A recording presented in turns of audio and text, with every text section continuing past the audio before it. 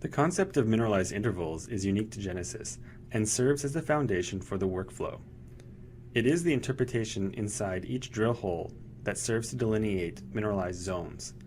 The process of delineating mineralized zones in drill holes is extended onto sections, and at this point we link the mineralized intervals with closed polylines we call prisms. Ultimately, we mesh the prisms together to produce wireframes for the mineralizations.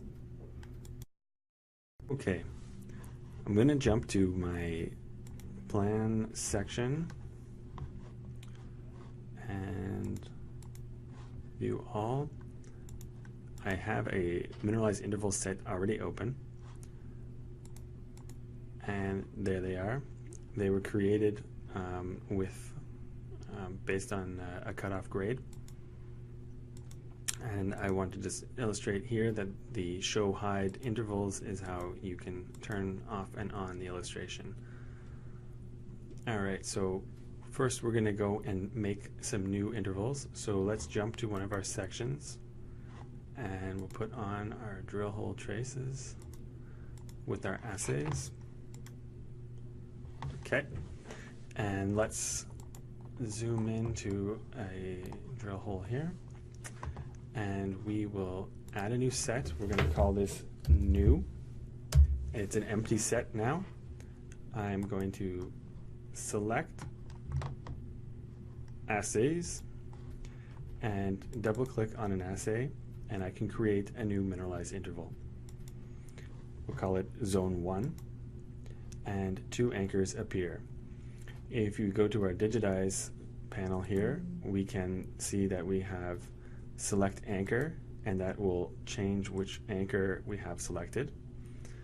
We can anchor previous, and you notice there's the up button there, so we can go and move the anchor down. We can go anchor next, which is the down button, and we move it back the other direction. And so now we can use our short keys and create our first mineralized interval. I'm going to switch the anchor, and you may notice that the mineralized interval is slightly green, and that corresponds to the grade over in our legend, the grade of the assays. So at this point in time, maybe it is a good opportunity to go to our view window and click our intervals window here, and we can have a little more information as to what we're doing. Now I'm going to go back and move my anchor, and you can see at the bottom that the mineralized interval I have is in hole 36 from 33 to 56.02, zone 1, length 23.02, not diluted with gaps, copper grade 6.94, and it's colored green, which is between 5 and 10. If I wanted to try to get one of these lower grade sections just to illustrate how the colors will change, okay, here, now my mineralized interval is blue. So you have a lot of opportunities to determine exactly which grade your mineralized interval is, what length it is, and we're going to click enter and create it. And we can see, if we turn off our assays, the mineralized interval has been created right there. The next thing is that we may want to automate this process. Alright, and I'm going to turn off the assays for now, and we're going to create a intervals by cutoff.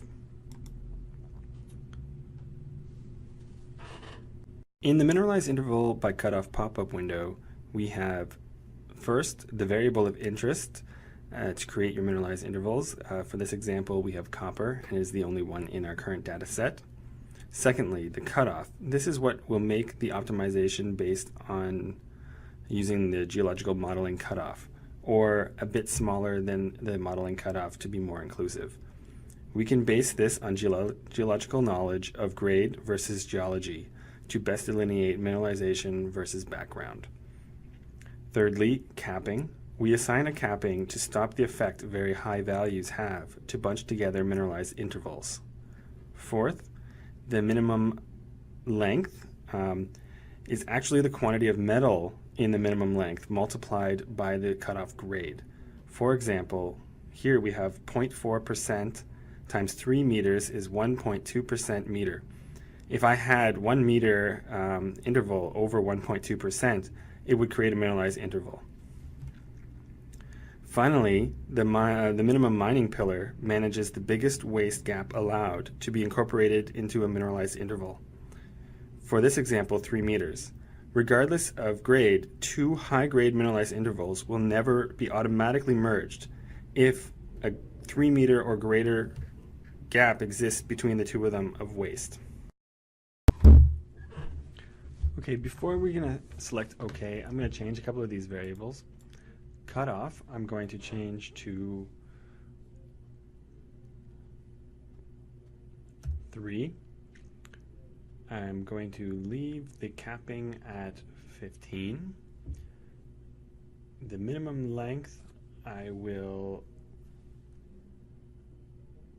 change to 2. And I will leave the minimum mining pillar at 3 meters. Yes, I'm going to continue. It will delete over the ones we already created. And there we go. They were all created now, and we'll take off our assay data so we can see it clearly.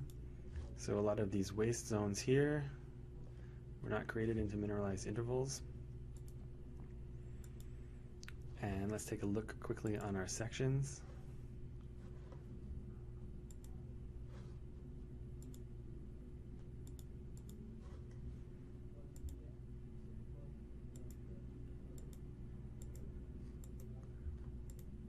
We may want to tweak them still a little bit more to find the settings that we want, but I think it looks pretty good. Other options that we can do, if we look at the Create menu here, we could create minerals by assays. Creating minerals by assays is a slightly older feature. It could be convenient for certain projects, but is in very little use these days. It defeats the purpose of trying to group together the assays into mineralized intervals. It will create a mineralized interval for each assay. However, that may have its purposes. We also have intervals by hole. Creating intervals by hole is also a little bit against the purpose, and hence why I highlighted cutoff first. However, there is advantages to creating mineralized intervals by hole. It could be useful to create composites everywhere inside the holes, or it also could be useful to create topo surfaces based on the full holes. Also here we have one called surface, and we could create a mineralized interval. We can create surfaces from our mineralized intervals, and so we could do that with either the top of our mineralized intervals or the bottom of our mineralized intervals. And this could be very useful if we wanted to create surfaces on the top and the bottom to make seams, and we could constrain one of our block models between the two surfaces created here.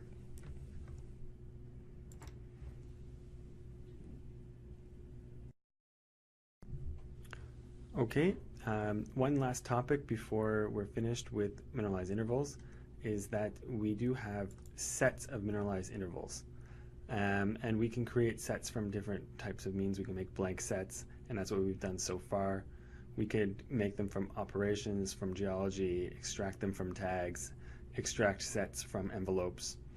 And we can have multiple sets.